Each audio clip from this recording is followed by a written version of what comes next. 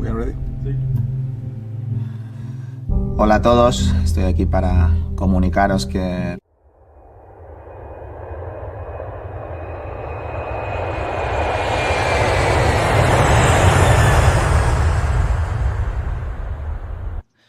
My name is Clara Towson and I'm a friend of the show. Boom. I am Francisca George and I'm a friend of the show. Perfect. Hi, my name is Susan Leemans and I'm a friend of the show. Boom. Yeah. My name is Zainab Sammaz and I'm a friend of the show. Boom. Hey guys, my name is Sasha Vickery and I'm a friend of the show. Boom. Hi, my name is Lloyd Harris and I'm a friend of the show. Perfect. Hi, my name is Jasmine Paolini and I'm a friend of the show. Wow, Jasmine, you got it in one time. Hi, my name is Jan Faria and I'm a friend of the show. Boom. Yes. Take one, well done. Ready? Play.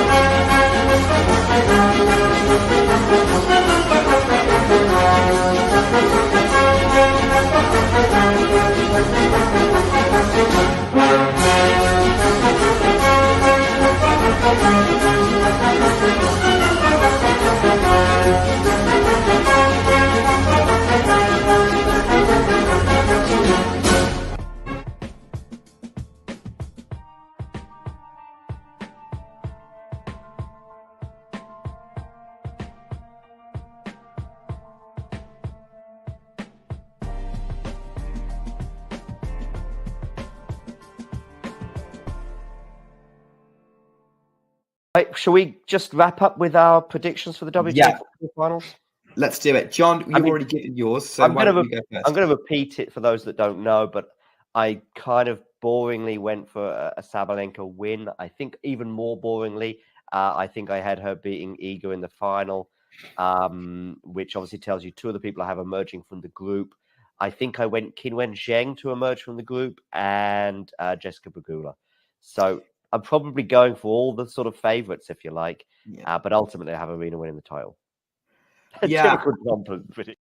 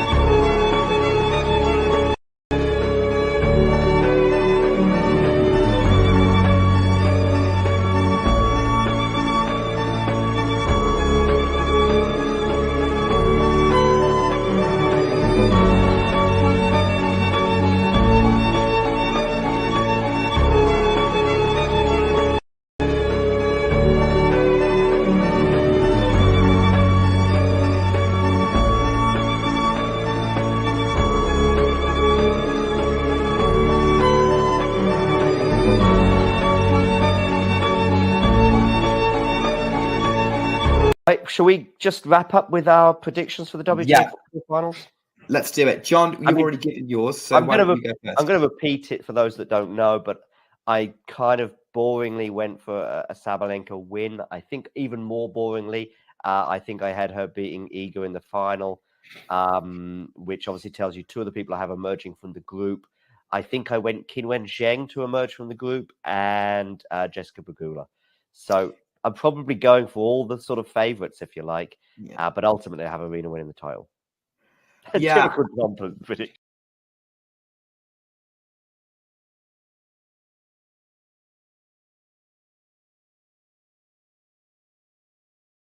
There were some Australian Open final vibes for me today, and I was looking at a couple of comparisons. Australia was 2 hours 28 minutes. Today was 2:26. I'm sure you weren't aware of that. But I tell you, 4 championship points. Does that sound familiar?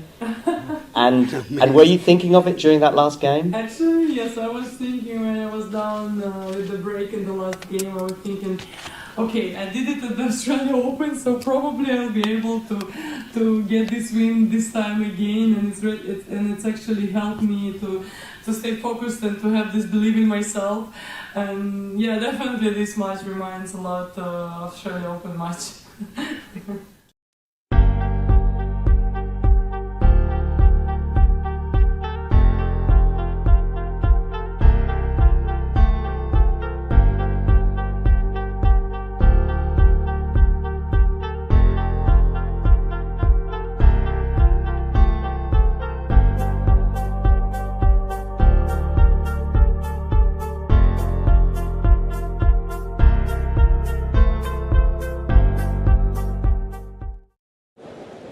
Ready? Play.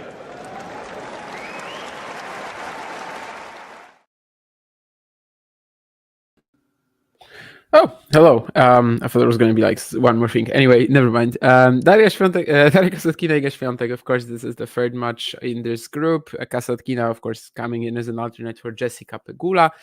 Well, this is a match that matters to nobody, right? I mean, Daria Kasatkina, sure, 200 points. Iga Świątek as well. But I mean, whatever happens in this match, it doesn't influence the qualification scenarios in any way. Still, Świątek, even if she wins in 2, she will have to hope that Coco Gauff defeats Barbora Krejcikova later. If she loses, she also will have to hope that Coco Gauff defeats Barbora Krejcikova. There's absolutely no difference there in terms of how she can qualify from this position, depending on this particular match.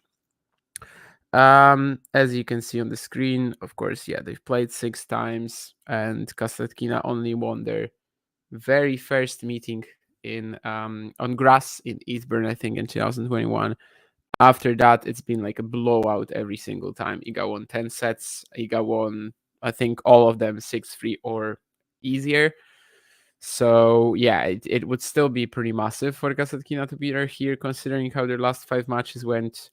Then again, we've seen Świątek struggle with her timing so much against Gauff and kind of, get beaten by a defensively oriented player, which doesn't usually happen to her. Kasatkina is also, I guess, in that same boat where, her style just doesn't really pressure Iga in any way. And that's why she's been struggling in the past. So literally, the only thing that Świątek, other than, of course, 200 points and some money, is playing for today is probably just confidence and, keeping up some good momentum, either for next year or for the semifinal stage. But as I mentioned, this match literally has zero bearing on who will qualify from this group. So it's definitely a tricky position to find yourself in. Of course, Sabalenka yesterday, she already knew she was going to top the group and she lost to Rybakina. Was it because of that factor? Was it because of the fact that she knew that she didn't perform as well as in the first 2 rounds? It's tough to say, right? But today, I guess at least it's going to be pretty different in the second match for Coco, because she will still sort of be playing to emerge as the group winner, right? That's something that could actually change based on her performance against Barbora Krejcikova. Because I think if she loses in 2 sets, that's when Krejcikova tops the group. If she loses in 3, then Krejcikova comes second. Whereas, today, I mean, Świątek, Kasatkina, they're literally just playing for points and money. it's a weird situation for sure. But then again, I mean, they have to handle it somehow. Of course, they're professionals. Kasatkina was the first alternate. She was ready for it. And we're going to see if she can kind of like play pressure free today and maybe do something differently than she usually does against Iga, you know, because this is kind of the perfect scenario where you want to do it. Of course, 200 points is still quite a lot of pressure. She's the queen of WTA 500s, and basically it's like a semi-final at the WTA 500 just in one match, really. But you have to beat the 5-time Grand Slam champion, world number 2, to do it. And you have to come in kind of, you know, late, last day, literally, to come in as an alternate, because this is, of course, the final day of the group stage. So it's not that obvious, it's not that clear that she will be able to kind of just jump in and be as good as she can be. This year, Kasatkina, if you just look at her WTA 1000 and slam results, I mean, you would probably say, what a poor season, like what a mediocre season. But then you look at the WTA 500s and the 6 finals there and the 2 titles. And this is why she's still number 9 in the rankings, right? This is why she's going to finish in the top 10. And I think all in all, of course, from her position, when finishing in the top 10 is a very good achievement, regardless of the season, really. Although I'm sure she would like to kind of do it through the bigger events and through some success that she hasn't achieved yet, rather than just kind of racking up something similar. Świątek, on the other hand, of course, she lost the number 1 ranking by losing to Coco Gauff. Funnily enough, I mean, if we assume that the same scenario was gonna like play out yesterday and Rybakina was gonna beat Sabalenka, then Iga still could have had a shot at that number 1. And then today is not exactly a dead rubber. I mean, it would still be a dead rubber in a way, because like the qualification wouldn't be impacted. But the number 1 scenarios would still be on, and Iga would need the win to preserve the dream, and then would need Sabalenka to lose in the semis. But because she lost to Gauff, of course, that discussion is out of the way. And this is a match literally for just 200 points, some money, and confidence, really, especially from Świątek's perspective. I mean, obviously, Kasatkina could also like get a lot out of this. Last 5 blowouts she had to Świątek. If she wins today, fun shot of the chair umpire. She's waving at us, and we're of the chair umpire, and we're gonna be starting relatively soon. But yeah, if Kasatkina wins this, of course, she can also kind of use this as a confidence boost ahead of the next season. For Iga, this isn't actually even the end of the year, right? I mean, she's supposed to play the Billie Jean King Cup next week, so well, I guess that's going to be technically her last match of the season, even if she's going to fail to qualify today. Or rather, Coco Gauff will fail to qualify her, because that's where we are. Well, I guess there's always going to be that question of like, if Coco loses a set, or sorry, actually wins a set, and she knows that she still is topping the group, but she can get Iga out of it by losing to Krejcikova, would she do it? The answer is no, she wouldn't, because like no one would actually, you know, no professional sportsman, I think, would do it. Sports person, 200 points as well at stake. But yeah, I mean, I know this is going to be like a discussion for people. So of course that only really applies if Coco wins a set and then has that dilemma. Well, we're gonna be starting soon. Kasatkina joining as the alternate. Emma Navarro declined her participation in the WTA Finals, so she didn't actually show up. Kasatkina, because of that, became the first alternate. Second, I think, was Collins, and well, in all likelihood, Collins will not be playing, since that would require Krejcikova to pull out ahead of the third match, I guess. And she, of course, still has a very fine shot to qualify, just needs to beat Coco Gauff in 2 or 3 sets. Of course, the winner of this group, which at this point can only be Krejcikova or Gauff, the winner of this group can face Aryna Sabalenka, will face Qin Zheng in the semifinals. And then the runner-up in this group, which Świątek can't top the group, so the runner-up can only be her, right? Or actually all 3 women can all 3 women can be the runner-up so far. And that player, of course, will face Aryna Sabalenka. So there's actually a pretty high chance of a Świątek Sabalenka in the semis. but that will not really depend on Iga, as I've already said. Well, let's kick off. First point, really nice rally to begin things from Świątek. This is the sort of point that usually she was going to lose against Goff, because she was going to probably mistime that second backhand line, or even maybe the final blow here. But if this is how this is how the rivalry usually works against Kasatkina. Now we just have to learn if today is also going to be a day where Świątek is hitting this clean, and if Daria maybe has some surprises in store. Of course, she's such a varied, intelligent player, Kasatkina. But against Świątek, against that sort of weight of shots, it hasn't been able to, she hasn't been able to exhibit it. She hasn't been able to apply herself like that, which, funny enough, she has done a few times against Sabalenka, but not against Iga, at least not as of yet. No, I mean, Iga can top the group. No, because she lost to Coco. Head-to-head is the first tiebreaker. I mean, the first tiebreaker technically is number of matches played and number of matches won, but I mean, no, she cannot top the group, because then there are 2 players with 2 wins, and the head-to-head between her and Coco is the more important part. Then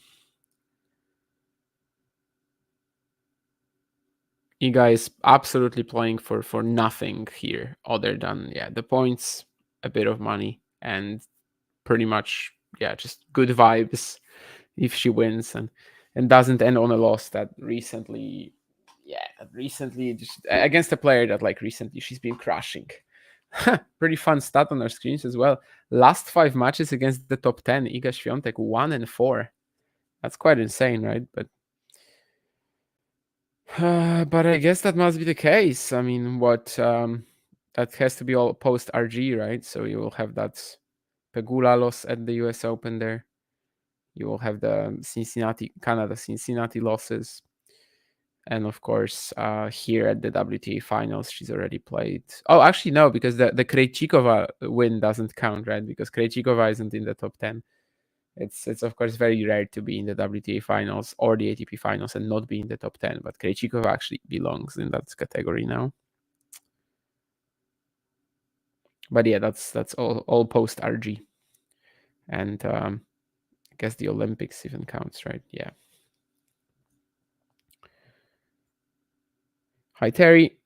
About an hour ago, there was the draw ceremony for the Need to ATP Finals. Great stuff from the ATP in terms of actually organizing it, and showing it somewhere, compared to what they did in Riyadh, where we had no idea what the hell was gonna go, what the hell was going on. But if you want to talk about that, guys, basically, obviously, let's do that at some point today as well.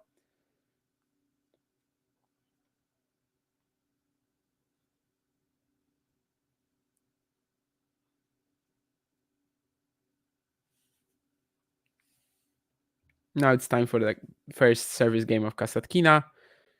So far, she's definitely getting pushed around quite a lot, and her ability to respond to the pressure here so far off the ground has been a little limited, but we'll have to see if that continues.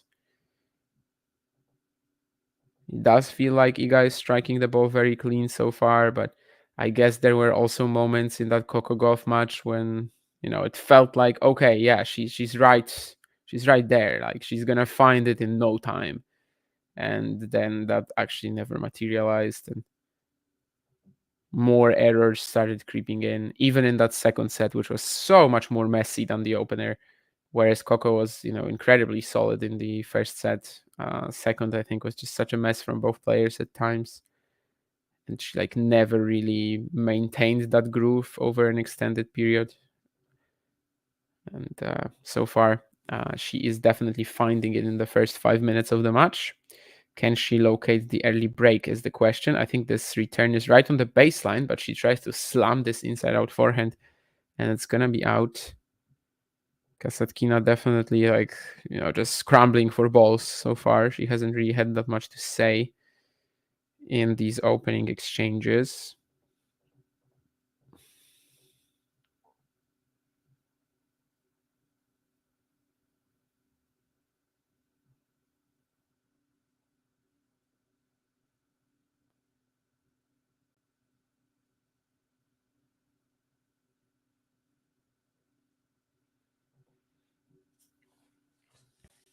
And a double fault is going to give the first breakpoint of the match to Iga Świątek. The attackability of Kasatkina's second serve or even first serve is definitely a factor as well in their matchup.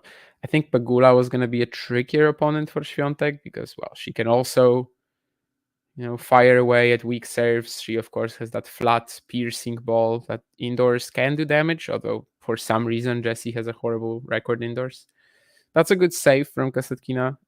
She was instantly under pressure again, but this time manages to just extend the rally by, one more shot, and eventually it's Iga trying a little too hard maybe on that backhand line. I mean, if this is going to be a similar match to their previous few encounters, then I think Iga can afford being a little more, just out there today with her ground strokes and basically try to go for it. And I don't know, just mix up some things. But I think especially early on in this match, maybe she should be trying to keep it a bit more conventional, just, see how this is going. Then again, as I mentioned, I mean, this is a match that doesn't really matter to anybody. So maybe it's actually fine. Anyway, she's going to have another break point. This time she was actually the one that had to withstand some early aggression from Daria. Maybe if Kasatkina followed up that first forehand into the net, I think that could have been a really good play. But in the end, she actually loses this rally and now is forced to save another break point. Takes this one early, very nice. But I think she's going to miss the forehand down the line, yes. Trying to spread the court patiently, but she's just going to miss that topspin forehand long. And this is the early break for Świątek, who has started very well. Definitely playing this one, somewhat similarly, I guess, stylistically to the Gauff matchup, with a much weaker serve, at least first serve on the other side of the net. But, well, it's the clean ball striking so far is there. Let's see if it's a mainstay for the entirety of this match or not. Against Krejcikova, of course, it took her like a while to find her range. Against Gauff, I would say it probably never really happened, even when she had that a couple of breaks actually in the second set. But usually they were just, I don't think either either break was consolidated, and she was just giving it away again. Members only video, Rough and Dal Academy. Is it because of the flooding?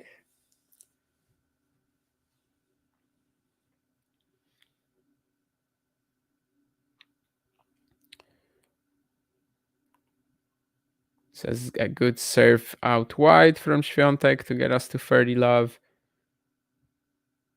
I mean, needless to say, it's not been an easy start for Kasatkina. And, watching the first few minutes of this match, you kind of can't help but think, okay, this is just like their previous 5 meetings.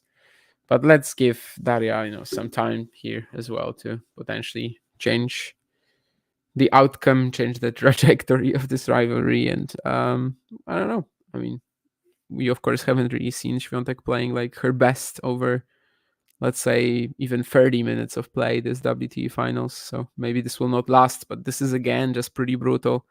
There's nothing coming on the ball from Kasatkina, and Świątek is just going to smash that backhand cross-court. It's,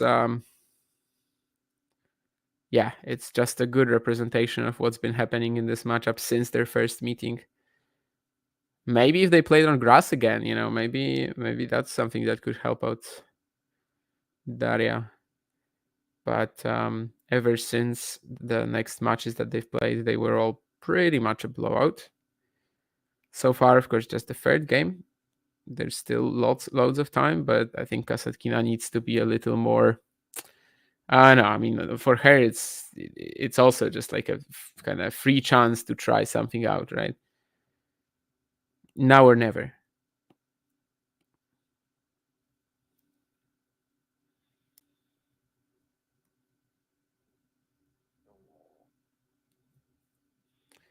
Wim Fisset, of course, on our screens in the Iga coaching team. The new addition, just the third match under his reign, if you may, under his supervision. Way too early to judge his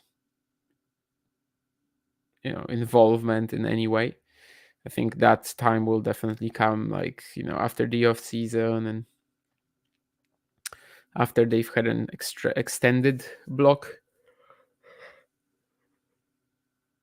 So far, I would say in Riyadh, we are not really watching like any evolved version of Świątek's game. I think she's been even a little underwhelming, probably, to what most of us expected. So.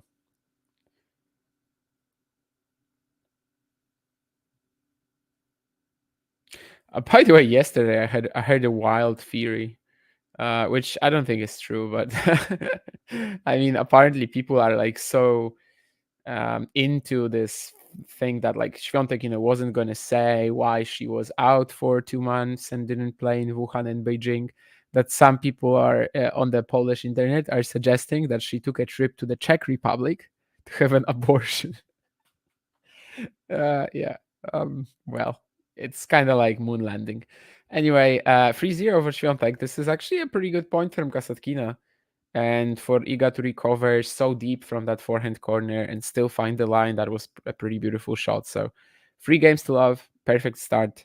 Let's see if she can keep things going. Of course, getting that next game will be quite pivotal for Kasatkina. As while I am giving her the benefit of the doubt today and kind of thinking this doesn't have to be like their previous matchups. If she loses one more game, I will probably sort of be giving that set to Iga in my mind already. Would I do a watch along for the Diego Forlan match? I mean, it's probably going to be like 50 minutes. So I don't know if it's worth it. I think he should do better than Paolo Maldini. But obviously, all depends on the scheduling as well. Tempted to do a live show tonight, reflecting on the ATP Finals draw and previewing WTA semifinals. Am I free? I am free-ish. Let's say, what would be a good time? 11. I don't know what you were thinking, but yeah, like 11 would be good. I'm back at maybe like 9:30, and I'll have to do some minor work. So yeah, like 11 would be good.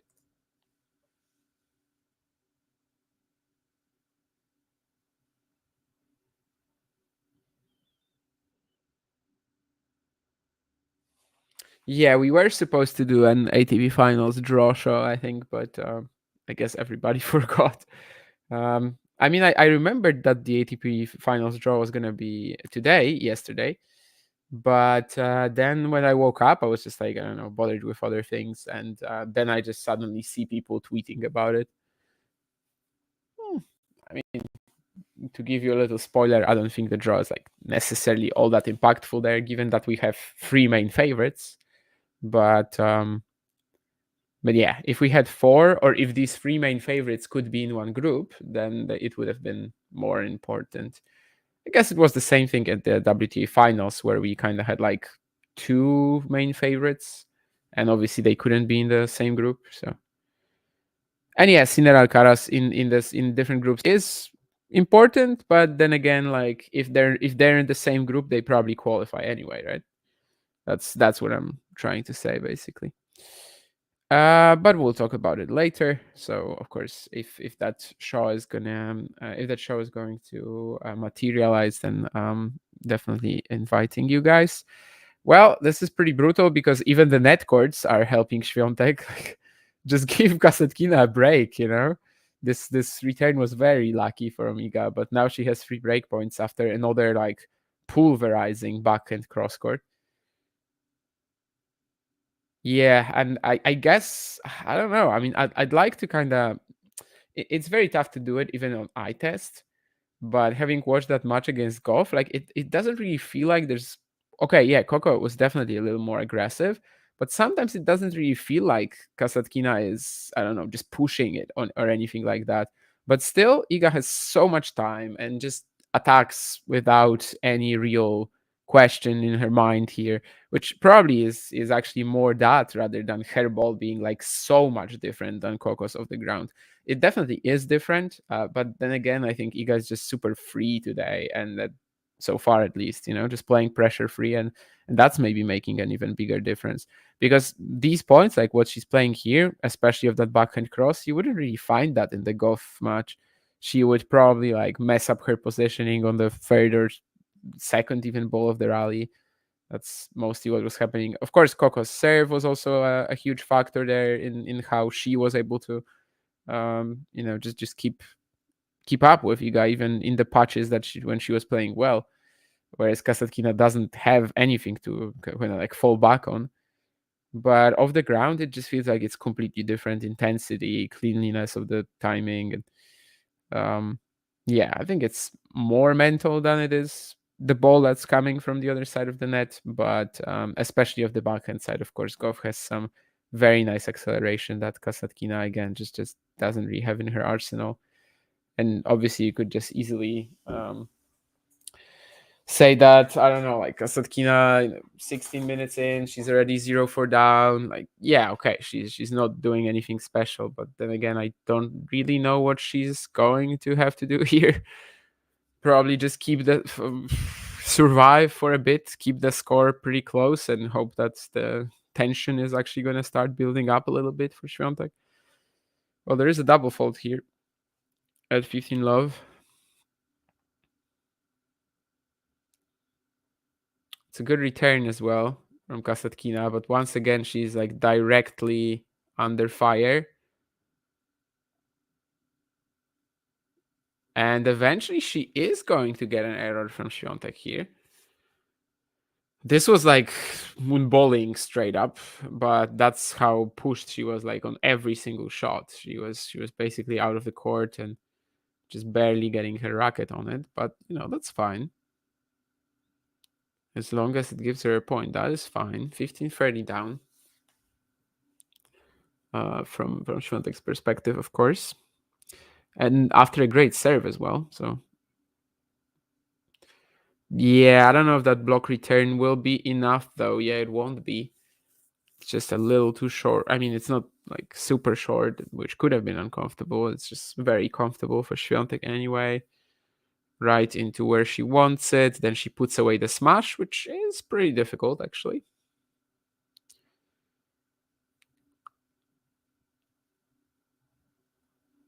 Does Świątek have the best smash on the WTA? It's possible.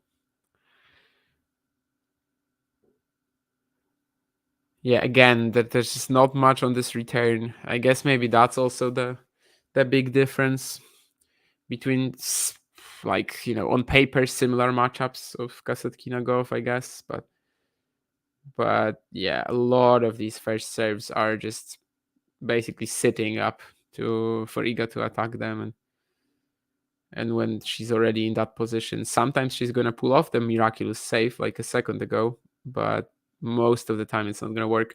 That's some good serving as well from Świątek here. Out wide, she gets the unreturned serve and 5 love. Well, after the change of ends, Kasatkina will have to defend herself from a bagel. Does this Fonseca loss surprise me to Choinski indoors? A little bit, I guess. I think what Joao was playing in Brest and in Bratislava, even though he lost to Kukushkin in the opening round, I would expect him to be a little bit more like controlled, not get rushed too easily today. And what he's been playing in the last 2 sets just ain't gonna cut it, even against a very average indoor hard player like Choinski. Of course, he's still just 2-5 down, right? He might as well come back. It seems like that Helsinki court has kind of like slowed down in recent years. Last year we had a final between Nagal and Mute.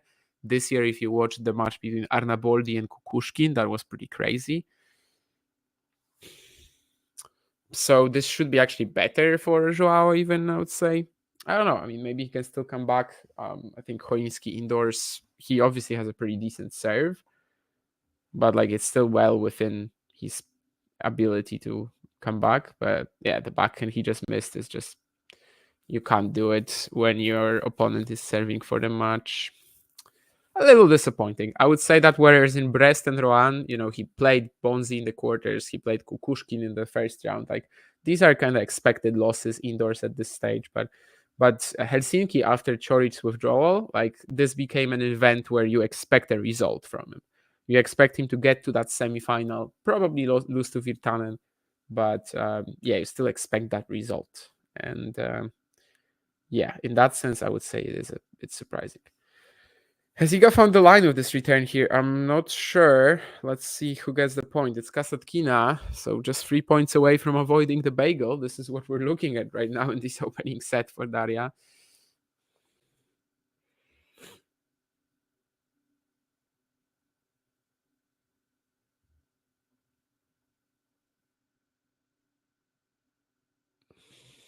And that's another miss that Fonseca just can't afford at this stage of the game. When Chojnicki is serving for the match, very the break chances here are very palpable, but they're not happening yet for the all. Kasatkina, can you do it? Can you actually avoid this bagel?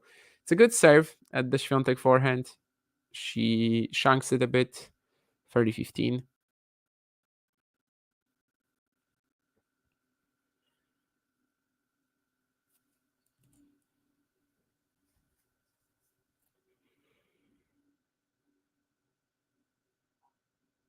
Well, and that's one member of the on-running team that's already lost today. That's Fonseca. Now we can see if Iga manages to turn the tide for this organization or brand or whatever. I guess Ben Shelton and Flavio Cobolli probably aren't playing today. Well, this can actually be a game here. 40-15 for Kasatkina. Best chance she's had yet. In fact, maybe it's the only chance she's had yet. I'm not positive, but anyway, it is a chance anyway. Sabalenka the best smash? Maybe. I think she's good at these like that require a lot of power. Technically, I think Iga is a little better. Like if it's like a really tough smash, I'd take her. If it's I don't know, like no man's land, you have to fall backwards or something like that, I'd probably take Iga.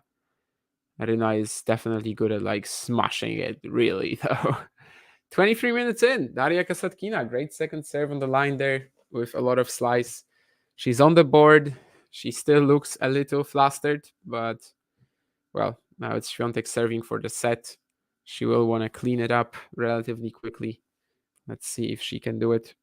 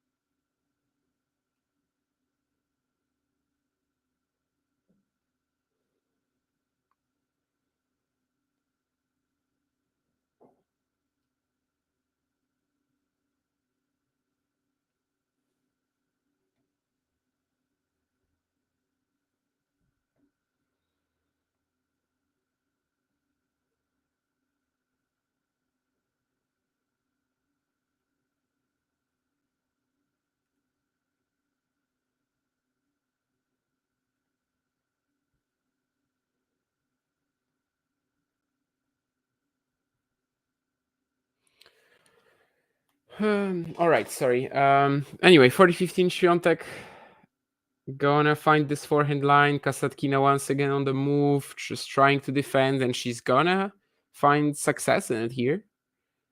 Backhand cross from Świątek landing into the net.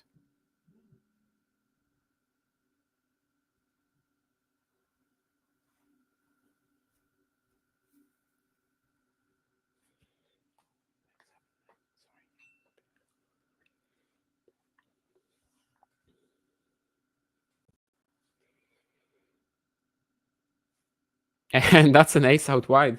I mean, I know some people from I know some people will definitely be looking at the Iga serve here in Riyadh and saying that, you know, they've probably done some work on it. I think we should probably see her in like conditions, you know, that aren't like fast altitude indoors. But I like some of the placement here so far, definitely. That previous game that she finished off at 4-5 love, and now as well. She had like what 10 or 12 aces maybe yeah, like 10 or 12 aces I think she had in the first match or something like that. And this was another spectacular serve. Yeah, I think both Sabalenka and Świątek, it's kind of funny that like when talking about the best smash, we're still talking about the two best players in the world, right? But I think they both are probably a little different from most players on the WTA Tour in that they don't really shy away from these overheads, right? A lot of them just like are really comfortable on the drive, but don't like the normal overhead. Whereas I don't think they shy away from it at all, even if the ball is really tough. Even if it's like, yeah, as I mentioned, you know, falling backwards, three quarters of the court or whatever. So yeah, that's kind of what I have to say there.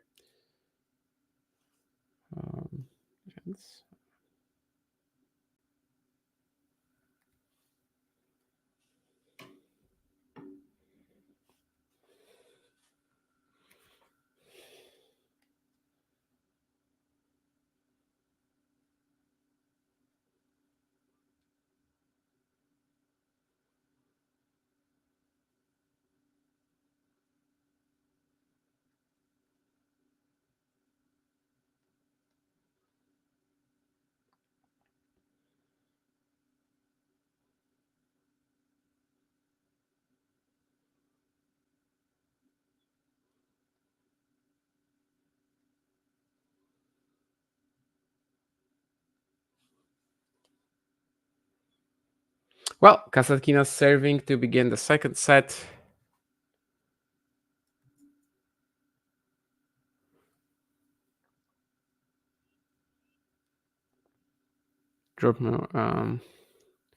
Sorry that your taco truck isn't open for another hour.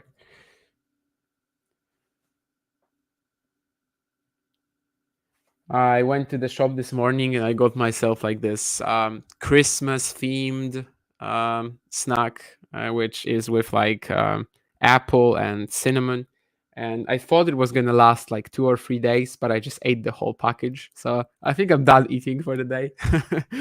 Thankfully, I still have my table tennis in the evening, so I will burn some of that. But yeah, it was not a good choice. My self-control regarding food is horrible, and I should have anticipated that. 30-15 Kasatkina. Serving at the body of Świątek here. They're just going to kick off a rally, but that's a lousy backhand error from Daria. Well, if she was going to kind of enter this match, you know, pressure-free, because it's this specific scenario where this doesn't change anything for them and etc. I don't think we've really seen it. Perhaps we also haven't had the opportunity because, well, if you're down 5 love after 20 minutes, like how are you going to be, you know, just pressure free and then, I don't know, you keep rolling, right? Like it's probably not going to happen. Like you get a bit confused. You get a little bit flustered. It's normal. And I think that's what's happening here for Daria as she double faults as well. And yeah, as I mentioned, the last 5 meetings with Świątek, she never took more than 3 games in a set. And if she gets broken here, I will probably, you know, be pretty confident in saying she likely won't get more than 3 games in a set here either. Let's see if she gets broken, though. Yeah, and this is another error into the net. This isn't even about Iga finding all these amazing backhands cross anymore. This is just Daria 3 very poor points in a row. So yeah, 6-1, 1 love, set and a break up. It's looking just like the previous meetings of Świątek and Kasatkina so far.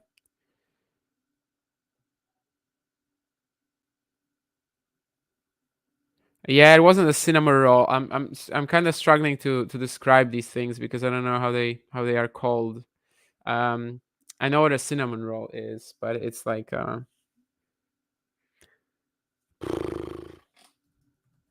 let me Google this, and then I'll be able to tell you. Is this a word I should know, or is this just something I've never heard? Yeah, it's like these tubes or rolls, like which you they have some cream in, right? And that's something like that. But it's not like a proper, bread product like a cinnamon roll. No. I actually don't know what's a common breakfast in my area. I don't really go out for breakfast ever. If I did, obviously like scrambled eggs would be normal, but I mean you can do that at home. So why would you go out? So maybe something like I don't know.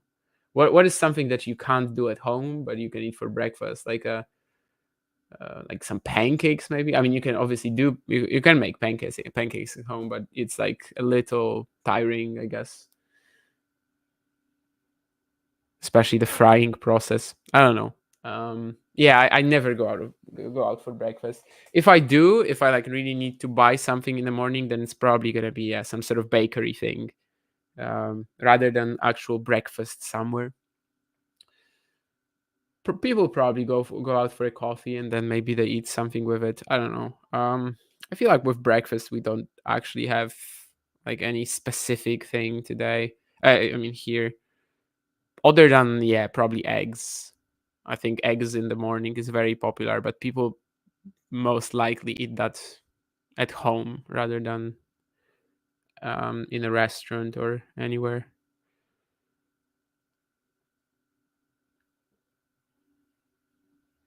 Well, 30-15 for Świątek here. Kasatkina slicing, but yeah, this is just rough. I feel a bit sorry for her.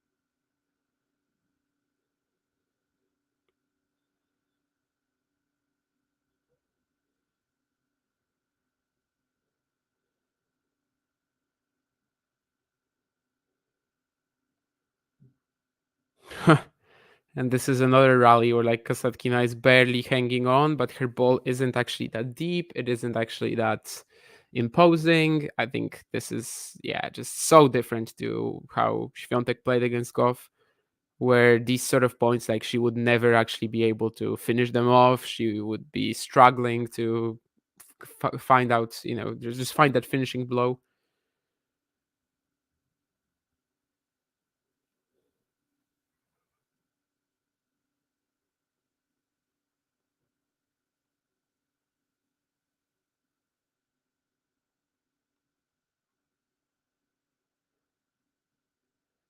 And yeah, she's just extremely strong here. Kasatkina, you can see by her reactions, she's very close to giving up. Like she just doesn't have any idea of what to do again in this matchup, really.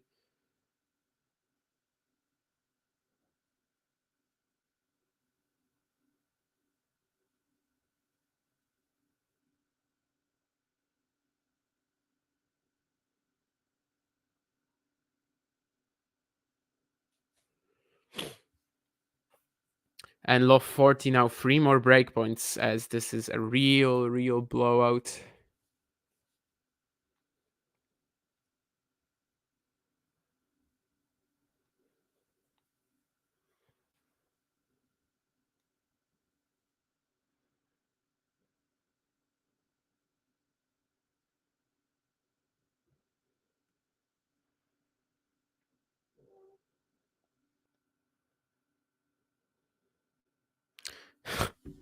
Okay, I mean, Iga is just sending like winner after winner here. Completely wrong footing Kasatkina again. And well, it's set and 2 breaks up now. 6-1 free love after 36 minutes of play. If you guys sort of by, what I'm saying can get that this is very brutal. If you're watching this, it's very brutal too. Like I do feel sorry for Kasatkina for sure.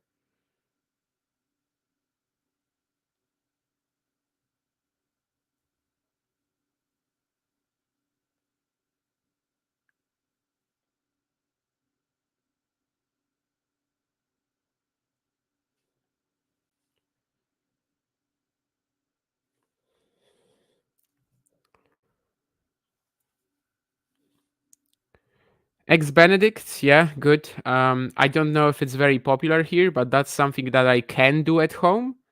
But it's not the same, right? Like restaurant quality. I'm not gonna make restaurant quality Eggs Benedict at home. But I actually had on my, I think, third year of the university, I was living with a couple of friends, and one of them was also pretty interested in cooking. And we actually made Eggs Benedict a lot, like a lot. We were learning to do, poached eggs together and hollandaise. I think most of the time he was doing the sauce, and I was doing and I was doing the eggs. Of course, the other parts, bacon or like toast. That's they're kind of interchangeable. I mean, you can do different types of toast. You can add bacon or not. You can add ham or whatever. But obviously, the hollandaise and the poached eggs are kind of the main thing that you cannot really replace, and the technical things as well. I don't think hollandaise is easy. Like, okay, yeah, you add like it's just very technical, right? It's very tough for it not to get broken, or just for the structure to stay good, not to overcook it as well. Of course, it's very important. So I think hollandaise is just one of these things where, like, yeah, it's super easy because it's just a few ingredients, but at the same time, it's super technical. I know that in like a lot of restaurants, when they are interviewing chefs, they just literally give them like an egg dish, like, I don't know, omelette or scrambled eggs, because these are the things that, even though they are very, very simple, by how someone makes them, you can actually tell if he's a good cook or not, because the technique there needed to make them perfect is pretty, yeah, it's still pretty high level. So I think Eggs Benedict is a good example of something I would probably go out to eat rather than have it at home, because it's just not the same.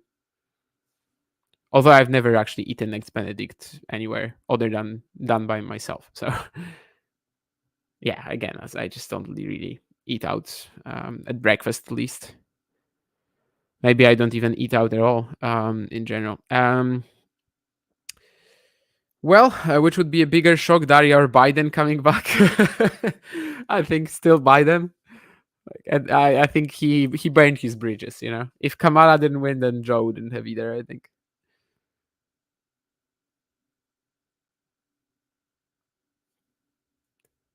That's a lousy error from Iga, but of course she's free love, 30 love up.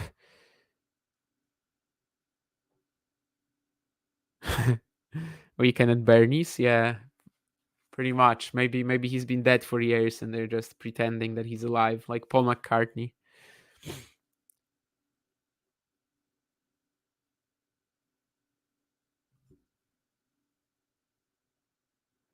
30-15, they're trading forehands cross. Kasatkina raising the ball a little bit at the Świątek backhand cross, which isn't a good idea today, as it's been just absolutely fabulous, and she has this beautiful combination here. I actually met a friend regarding this female president thing yesterday after our table tennis tournament. We went for a couple of beers, and a friend of mine said something like this. I'm not misogynistic or anything, but I don't think a woman should be presiding over a huge country like the US. And I just looked at him and said, these two parts of the sentence, like, they don't really match up, He was trying to defend it. I don't think he did a very good job at defending this.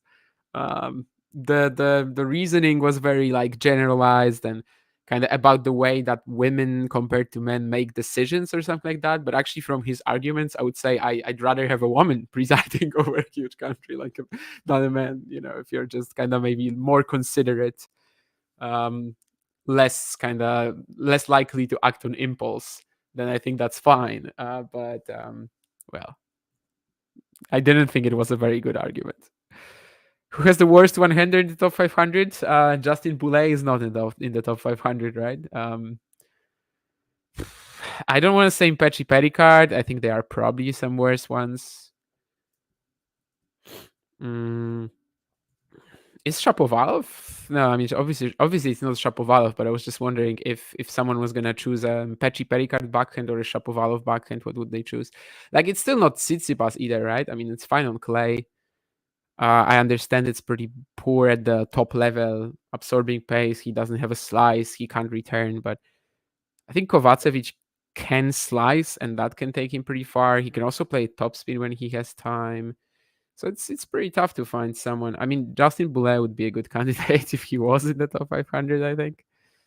Like, he really isn't consistent with it. Like, he just doesn't have any range on that one-hander, which is a shame. Otherwise, his game is pretty good. Eubanks, actually. That's a solid shout, maybe.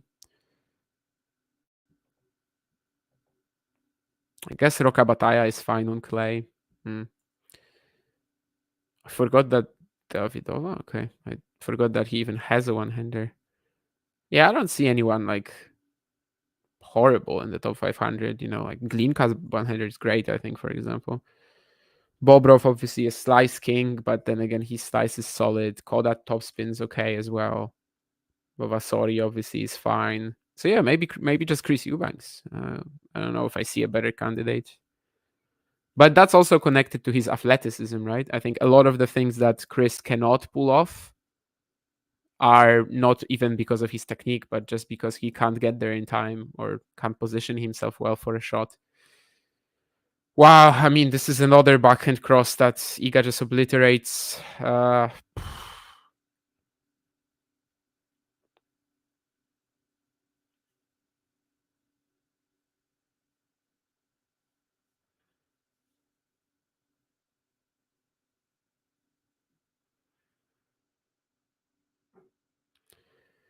15-all here. Can she avoid the bagel is now the question on our minds.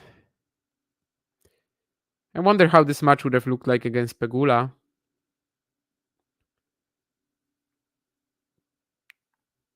Okay, maybe there's hope for Daria here. 30-15.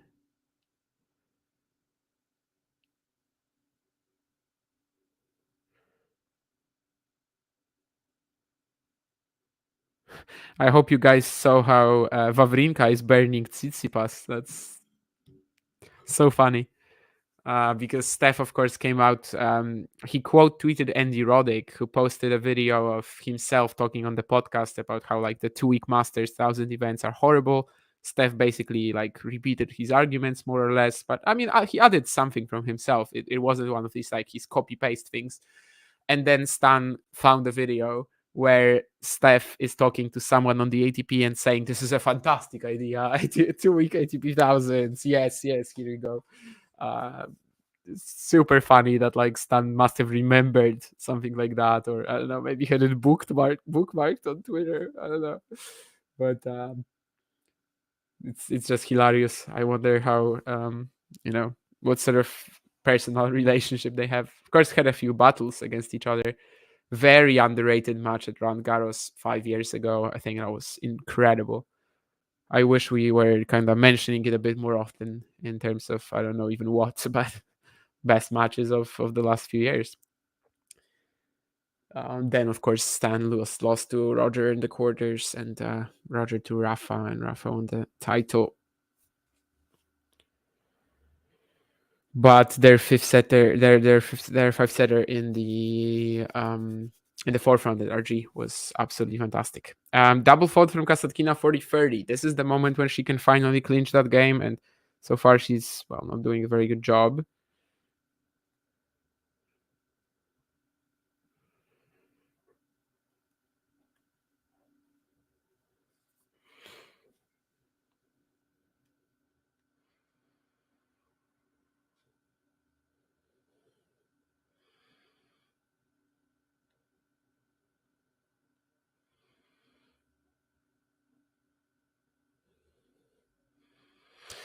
And Iga with the step around backhand, actually. She takes that backhand from the forehand corner to hit the return winner.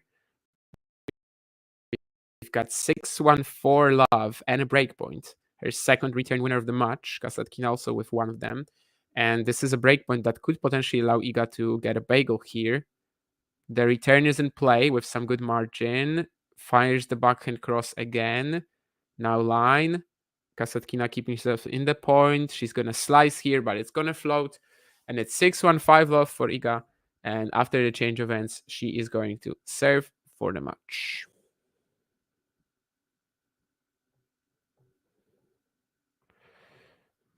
Male coach's opinion. Yeah, I know, Dave. I recently read this quote from a guy who was supposed to like share some big truth about how Daria Abramovic worked before Iga's team, because she worked with some like mountain bikers or whatever. She's someone like that, like some cyclist team in Poland or whatever. And he was basically saying that like she just kind of got along with the women, and she was maybe like digging ground under him a little bit or whatever, something like that. Anyway, I kind of struggled to actually like relate to what the guy was saying, because in about 5 sentences he mentioned that he doesn't like working with women at all, and like he was just saying a misogynistic thing every single sentence. So his opinion to me in the end kind of didn't matter, but it was pretty similar, I guess.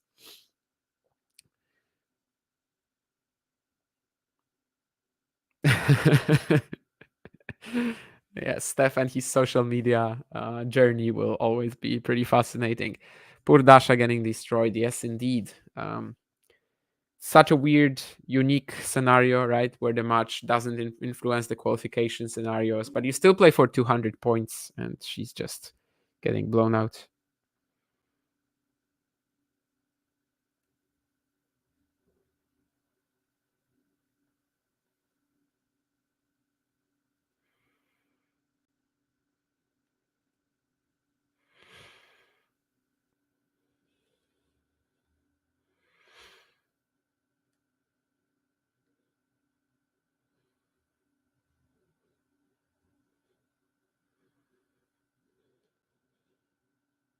And again, even the net courts today, they're just helping Świątek, you know? The lack of whatever, like every single possible lucky thing when you're getting this blown out should be coming to you, should be helping you out. And even the tape here hates Kasatkina.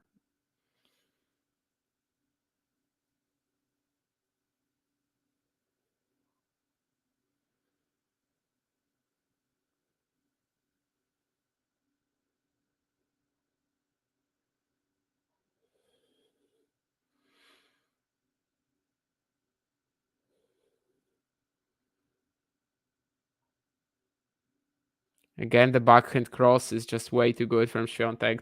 Kasatkina is not going to hold up in a rally like this against her today.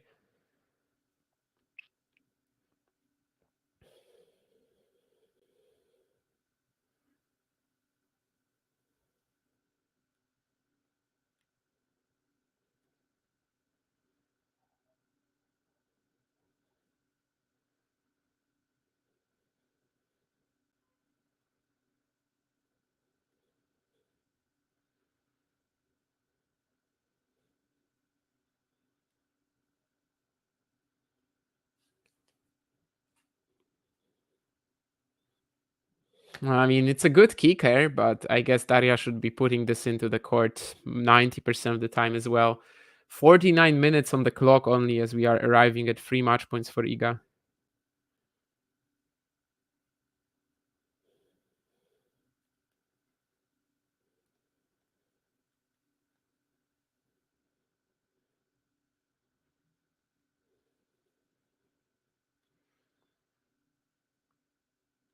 The return is barely gonna go over the net from Daria, and she lobs Iga here, who tries to go for this backhand drive volley. Of course, always a good idea to try to lob your opponent on the backhand corner, and she actually will net that. So Kasatkina extends this match. Maybe this can get to 50 minutes. That would be, well, not much, but at least something. Shapovalov is crashing O'Connell, by the way. Well, let's see if Kasatkina can save another match point. There's quite a lot of spin on this one. And Iga tries to go for the backhand cross again, but she's gonna just barely miss it. Okay.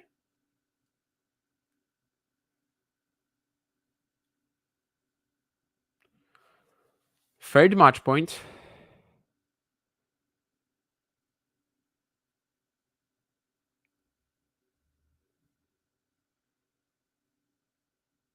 And it's another good serve, which Kasatkina will eventually miss the return on. 6-1, 6 love, I think either 50 or 51 minutes. 51, I think. They're going to the net now. It's the 6th consecutive meeting, of course, of Świątek and Kasatkina, where the match looks exactly like this. Since she first beat Iga on the grass courts in 2021, she actually hasn't taken more than 3 games in a set, Kasatkina. And I think today was probably maybe even the most brutal loss of the lot. And well, yeah, 52, 51 minutes, something like that.